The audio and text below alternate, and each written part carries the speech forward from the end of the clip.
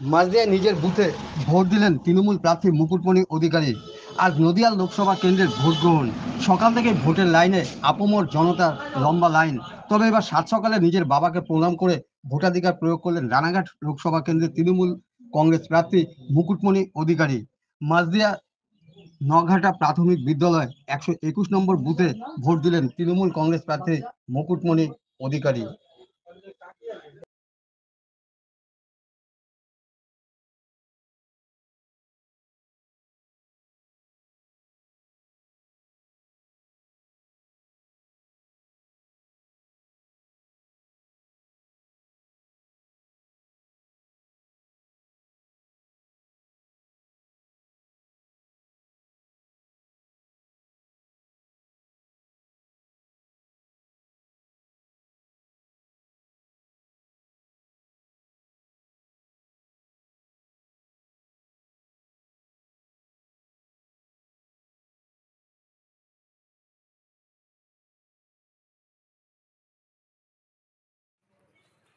Voter card লাগবে না?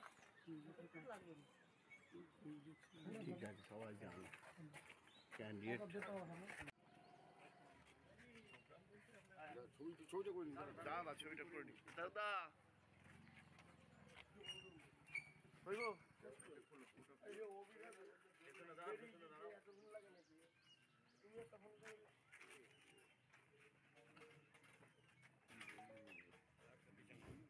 করতে পারি না, তবে ঈশ্বরের কাছে প্রার্থনা করি সবসময় ঈশ্বর যেন শক্তি দেন, অপশক্তিকে বিদায় করে রানাঘাট লোকসভার মানুষের শান্তি ফিরিয়ে আনতে চাই। কী করুন, কোথায় কোথায় কোথায় যাবেন? আমি ভোটটা দুপুরে কাজ করব। আমরা এখন কৃষ্ণগঞ্জ, নবদ্বীপ, শান্তিপুর বিভিন্ন যে বিধানসভা রয়েছে সাতটা, প্রত্যেকটা জায়গায় যাব, কর্মীদের পাশে এবং বুথগুলোতে যাব।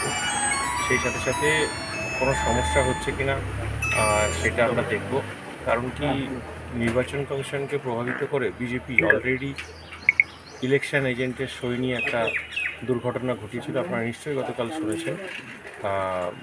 সেই জন্য আমরা নির্বাচন কমিশনকেও বিশ্বাস করতে পারছি। কেন? আপনারা কালকের ঘটনাটা জানেন না যে নির্বাচন কমিশন আমার ইলেকশন এজেন্টের সিগনেচার, ফুল সিগনেচার প্রত্যেকটা কেন্দ্রে পাঠিয়েছিল, তারপর সারা রাত ধরে সেটা রেকটিফাই হয়েছে। এত বড় একটা ভোট, লোকসভা ভোট, সেখানে এই ধরনের ইচ্ছাকৃত মিস্টেক কিন্তু সেটা মানা যায় না। বলছি ভোট দিতে আর দেখুন, ওয়েদার ভালো আছে সেই জন্য হতে পারে, তবে আমরা সকলকেই বলেছিলাম যে সকাল সকাল ভোট দিতে।